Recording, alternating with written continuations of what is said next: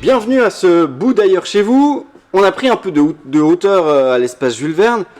Nous sommes à la mezzanine qui est interdite au public. Comme vous pouvez le voir ici, il y a des petits bureaux.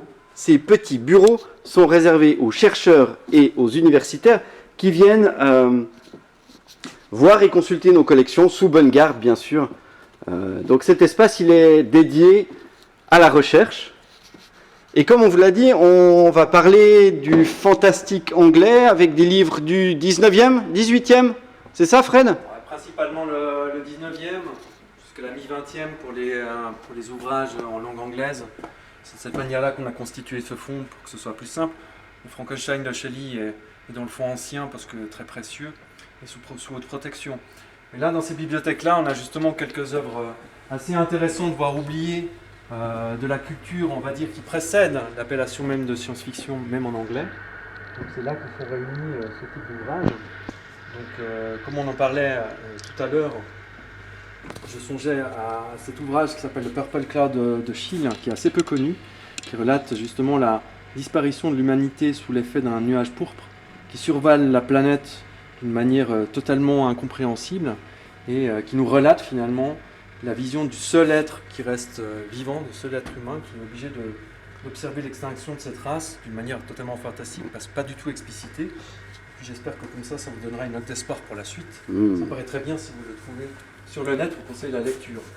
Sinon pour le reste, effectivement, ce qu'on oublie souvent, c'est qu'avec les pulps, notamment on a focalisé sur le fait que la science-fiction prend naissance, en tout cas en termes de genre et de construction en 1926 dans l'édito de Gernsback. Mais avant ça, précédemment, vous avez déjà des auteurs qui font finalement des textes qui pourraient rentrer dans cette catégorie-là, mais ne sont pas encore sous cette égide.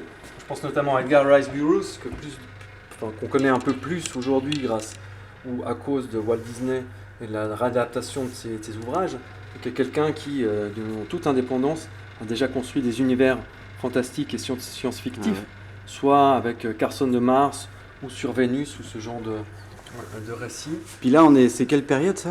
Alors là, on est au tout début du XXe. Alors c'est pour ces ouvrages-là, par exemple pour Burroughs, qui va son grand œuvre, c'est Tarzan. Hein. On oublie souvent que, vous voyez, tout ça, c'est les Tarzans, les premières éditions de Tarzan. Son grand œuvre, c'est ça.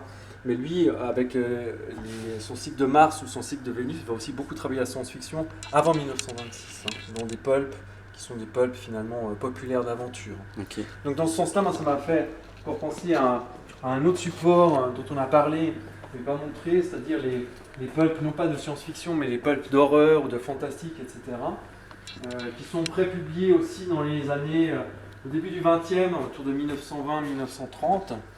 Et puis, par exemple, le Weird Tales, une série assez connue, de bon goût, qu'on peut en apercevoir l'illustration. Celui-là date de septembre 1929. C'est vraiment une gageure aujourd'hui d'avoir une collection complète de Weird Tales. Nous, elle est en gros constituée à 50%. L'intérêt du Weird Tales, outre le côté, on va dire, grotesque et burlesque de ce type de revue, c'est que c'est là-dedans que seront prépubliés certains auteurs qu'on connaît encore aujourd'hui, et notamment H.P. Lovecraft, pour le cycle de Cthulhu, et Robert Howard, notamment pour son cycle autour de Conan le Barbare. Ouais.